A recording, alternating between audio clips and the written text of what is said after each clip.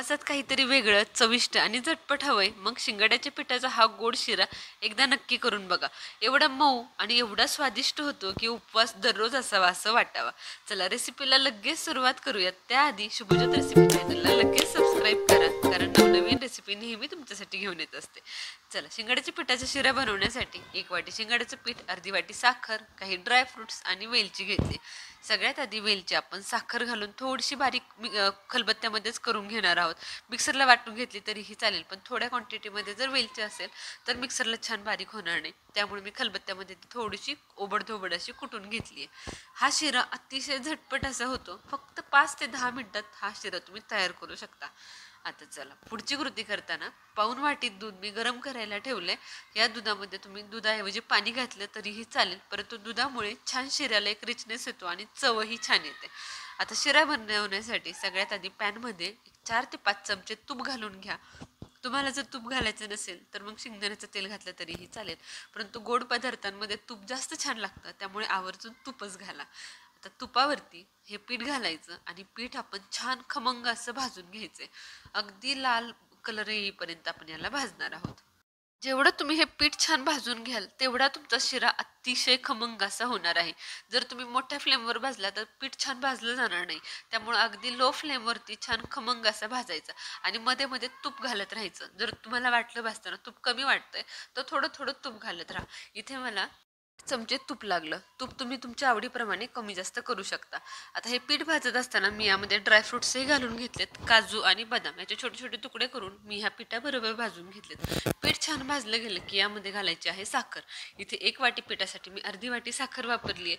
आता तुम्हाला जर जास्त गोड आवडत असेल तर पाऊण वाटी साखर घातली तरीही चालेल. आता साखर घातल्यानंतर मात्र कंटिन्यू मिक्स करत राहायचं, कारण साखर घातल्यानंतर पीठ खाली लागण्याची शक्यता आहे. त्यामुळे कंटिन्यू मिक्स करत राहायचं. त्याचबरोबर यामध्ये घालायची वेलची पूड. साधारण अर्धा ते पाऊण चमचा ही वेलची पूड आहे. त्यानंतर वेलची पूड ही छान मिक्स करून घ्यायची. एका गॅसवरती आपण दूध गरम करायला ठेवले. दूध छान खळखळीत गरम करून घेतलंय. आता हे कडक गरम झालेलं दूध घालून घ्यायचं. पाणी घेतलं तरी ही पाणी ही छान गरम करून घ्या आणि त्यानंतरच घाला. पिठात दूध घातल्यानंतर लगेच पीठ छान मिक्स करून घ्यायचं, म्हणजे गरम दुधाच्या हीटमध्ये साखरही छान वितळली जाते आणि पीठही छान शिजलं जातं. 2 वाटी दूध आणि नंतर परत पाव वाटी पाणी मी गरम करून यामध्ये घालते. शिंगाड्याचं पीठ हे नैसर्गिकरित्या ऊर्जा देतं, त्यामुळे शरीराला उपवासाच्या काळात अजिबातही अशक्तपणा जाणवत नाही. त्याचबरोबर उपवासामध्ये नेहमी तिखट किंवा मिठाचे पदार्थ खाऊन तोंडाची अगदी चव जाते. अशा वेळेस तुम्ही हा तुपातला मऊ लुसलुशीत शिरा करून खाऊ शकता. तुम्हाला वाटणारच नाही की तुम्ही उपवास पकडलाय. एवढा टेस्टी हा शिरा होतो. त्याचबरोबर पचायला हलका असून पचन संस्थेवर ताण येत नाही, म्हणून उपवासात वापरणं अतिशय योग्य आहे. आता झाकण ठेवायचे आणि शिऱ्याला छान वाफ द्यायची. वाफ दिल्यामुळे ही शिऱ्यामधली साखर छानपैकी मेल्ट होऊन जाते. तुम्ही बघू शकताय किती सुंदर असा हा शिरा झालाय. सगळ्यात महत्त्वाची टिप होती ती म्हणजे दूध किंवा पाणी जे वापरचाल ते खूप जास्त वापरायचं नाही. 1 वाटी पिठासाठी साधारण पाऊण ते 1 वाटी दूध पुरेसं आहे. पाणी घेतलं तरी 1 ते पाऊण वाटी तुम्ही घेऊ शकता. मी सुरुवातीला पाऊण वाटी दूध घातलं, त्यानंतर राहिलेलं पाव वाटी दूध पाणी घातलं होतं. चला आता सगळं छान मिश्रण मिक्स करून घेतलं. छान भाजल्यामुळे आणि दुधाचं प्रमाण अगदी परफेक्ट वापरल्यामुळे हा शिरा आपला मऊ लुसलुशीत झालाय, तरीही चिकट किंवा अगदी गिजगा त्याचा झालेला नाहीये.